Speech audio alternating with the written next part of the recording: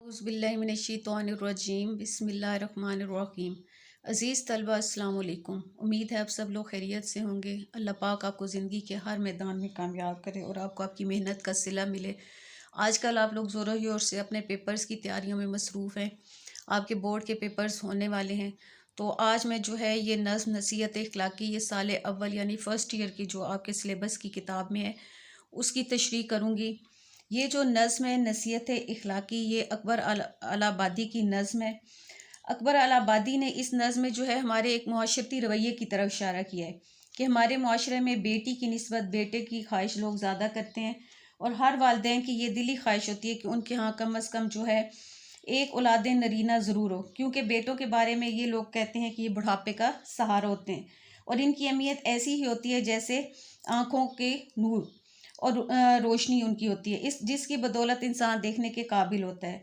गोया बेटा आँखों का नूर यानी बहुत अहमियत का हामिल होता है। ये घर में रौनक और खुशी का बायस है और इसके बदौलत वालिदैन अपने ऊपर जो है नाज करते हैं। गोया बेटे जो होते हैं वालिदैन के लिए सुकून और राहत का सामान होते हैं। तो ये जो नज़्म है ये इसमें जो है अकबर अलाहाबादी ने तंज़ो मज़ाक का सहारा लेकर ये जो बेटों की अहमियत के बारे में बताया है कि अगर जो लायक बेटे हों तो वो माँ बाप के लिए कैसे होते हैं और अगर नालायक निकल आए तो वो कैसे होते हैं। तो हम इसके देखते हैं अशार, इसके तकरीबन 12 अशार हैं। इसमें हम बंद की सूरत में करेंगे क्योंकि आप लोगों को पेपर में जो है 2 अशार का एक बंद आता है।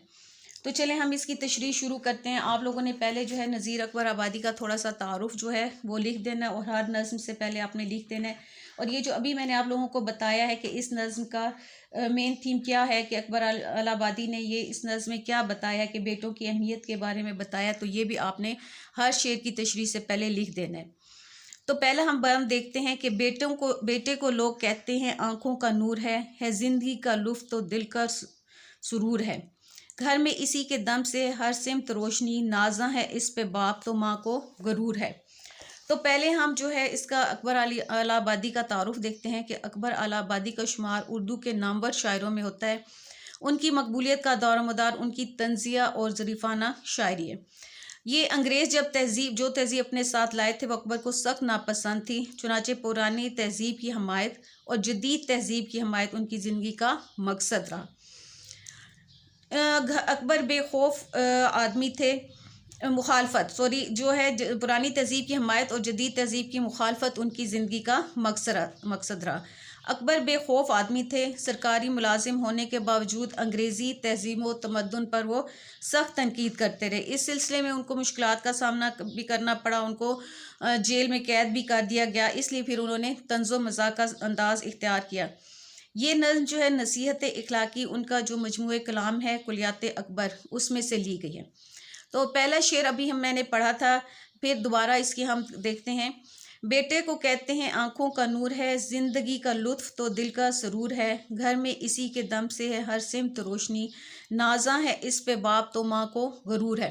तो पहले हम इसके मुश्किल अल्फाज के मानी देखेंगे क्योंकि अगर आप मुश्किल अल्फाज के मानी याद कर लेते हैं तो आपके लिए तशरीह करना आसान हो जाता है। नूर का मतलब होता है रोशनी, लुत्फ़ मज़ा, सुरूर नशा, सिमत तर्फ और नाजा फ़ख्र करना। अब इस बंद में देखें शायर जो है वो हमारे माशरती रवैये की तरफ इशारा कर रहा है कि हमारे माशरे में बेटी की निस्बत जो है बेटे की ख्वाहिश लोग ज़्यादा करते हैं और हर वालिदैन की ये दिली ख्वाहिश होती है कि उनके यहाँ जो है कम अज़ कम एक बेटा ज़रूर हो। और बेटों के बारे में वो लोग ये समझते हैं कि बुढ़ापे में जो होता है बेटा उनका सहारा बनेगा और उनकी अहमियत ऐसी ही है जैसे आँखों का नूर हो। तो नूर की इसकी बदौलत इंसान देखने के काबिल होता है। गोया बेटा आँखों का नूर यानी बहुत अहमियत का हामिल होता है।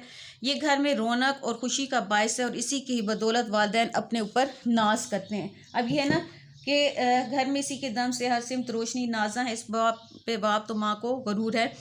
गोया बेटे जो है वालिदैन के लिए सुकून का बायस होते हैं। अब ये वाला जो पैराग्राफ है ये आपको कोई भी इस नज़्म में से किसी भी पैराग्राफ बंद की तशरीह आ जाती है तो आपने स्टार्ट में जो है ये पैराग्राफ लाजमी लिख देना। इससे एक तो आपका जो है तशरीह लंबी हो जाएगी और दूसरा चेक करने वाले पर अच्छा इंप्रेशन पड़ेगा कि बच्चे को जो है इसके बारे में काफ़ी समझ है। अब इसका देखें बकौल शायर हवाले शेर देखें। मेरा बेटा तो है गरूर मेरा, शान मेरा है वो शऊर मेरा, चाँद तारे भी तुझसे शर्माएं, जगमगाता सा कोहे नूर मेरा, एक मुद्दत के बाद चमका है सारी आंखों में जैसे नूर मेरा। तो अब हम देखते हैं शेर नंबर 3 और 4 की तशरीह। शेर नंबर 3 और 4 जो है, खुशकिस्मती की इसको निशानी समझते हैं, कहते हैं ये खुदा के करम का ज़हूर है। अकबर भी इससे ख्याल से करता है इत्तफाक, उसका भी है ये कौल के ऐसा ज़रूर है। ज़हूर का मतलब होता है ज़ाहिर होना, कौल बात। शायर कहते हैं कि वालिदैन बेटे की पैदाइश को अपने लिए खुशकिस्मती की अलामत समझते हैं। उनका ख्याल ये है कि जिन वालिदैन को खुदा बेटा अता करता है उन लोगों पर खुदा की खसूसी मेहरबानी और करम होता है। वालिदैन ये दुआएं मांगते हैं कि एक औलाद नरीना ज़रूर हो, और जब दुआएं कबूल हो जाती हैं तो उसके को अपने लिए खुशबख्ती यानी खुशकिस्मती की अलामत समझते हैं। अकबर कहते हैं कि मैं भी उनकी कही हुई बात से इत्तफाक करता हूँ। शायर ने यहाँ अपना तखल्लुस बयान किया, हालांकि ज़्यादातर जो शायर होते हैं वो अपना तखल्लुस जो होता है वो आखिरी शेर में इस्तेमाल करते हैं, लेकिन यहाँ शायर ने चौथे शेर में ही अपना जो है तखल्लुस इस्तेमाल किया। तखल्लुस वो नाम होता है जो शायर हजरात अपने असल नाम की जगह शायरी में इस्तेमाल करते हैं। तो चनाचे यहाँ शायर ने अपनी राय का इजहार किया है कि मैं इस कौल से इत्तफाक करता हूँ कि वाकई बेटे जो होते हैं वो अल्लाह की मेहरबानी होते हैं और खुशकिस्मत हैं वो वालिदैन जिनको अल्लाह ताला औलाद नरीना देता है। अब शेर नंबर 5 और 6 देखें। अलबत्ता शर्त यह है कि बेटा है होनहार, माइल है नेकियों पे बुराई से दूर है, सुनता है दिल लगा के बुजुर्गों की पंथ को, वक्ते कलाम लब पे जनाबो हजूर है। अब देखिए, होनहार का मतलब होता है लायक, माइल रागिब होना, पंथ का मतलब होता है नसीहत। अब इस बात में शायर ये कह रहा है कि बेटा नेमत तो ज़रूर है, लेकिन इसके साथ ये शर्त भी आयद करता है कि सिर्फ बेटे का होना ही काफ़ी नहीं होता, बल्कि बेटे के अंदर चंद खूबियों का होना भी ज़रूरी होता है। क्योंकि जो बद इखलाक, बदतमीज़, नालायक बेटा होता है वो नेमत के बजाय अजाब होता है। बेटा वही नेमत होता है जिसमें इखलाकी हवाले से खूबियाँ मौजूद हों, जो दिल लगाकर बुजुर्गों की नसीहत पर अमल करता हो, उनकी इज्जत करता हो, उनका फरमाबरदार हो और वो नेक काम ज़ौक़ शौक़ के साथ करता हो। इसे अच्छाई, बुराई, गुनाह, सवाब में फ़र्क मालूम हो। अगर बेटा इन खूबियों से आरी है तो वालिदैन के लिए बाइसे रहमत नहीं बल्कि बाइसे ज़हमत होता है। जब वालिदैन उसको बुलाएं तो वो जनाब और हजूर के अल्फाज इस्तेमाल करे। इससे मुराद ये है कि वालिदैन की बात का जवाब वो तमीज़ से दे, वो गालियों और बदज़बानी से नफ़रत करने वाला हो। हकीकी बेटा वही होता है जो माँ बाप का फरमाबरदार होता है, उनकी हर बात पर जी करता है, उनकी हर बात को मानता है। तो हवाले शेर देखें, ये सोच के माँ बाप की खिदमत में लगा हूँ, इस पेड़ का साया मेरे बच्चों को मिलेगा। यानी वो जो काम माँ बाप की कर रहा है, उसकी खिदमत कर रहा है, वो ये सोच कर रहा है कि कल मुझे भी, मेरी औलाद भी मेरे साथ ऐसे ही करेगी।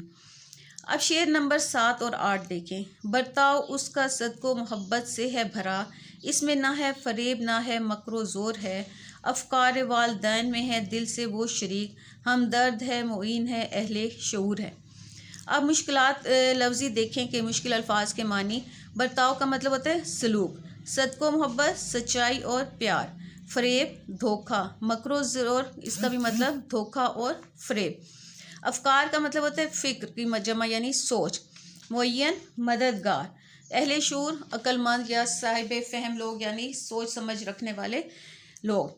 इस बात में शायर बेटे की मज़ीद खूबियाँ बयान करते हुए कहते हैं कि अच्छा बेटा वही है जिसके हर काम में खुलूस व मोहब्बत का जज्बा मौजूद हो, वो दूसरे लोगों से बेहतर रवैया रखे, वो सरापे नेकी हो, धोखा, फ़रेब, गीबत, मुनाफ़कत और दीगर जो मनफी रवैये हैं उनसे नफ़रत करता हो।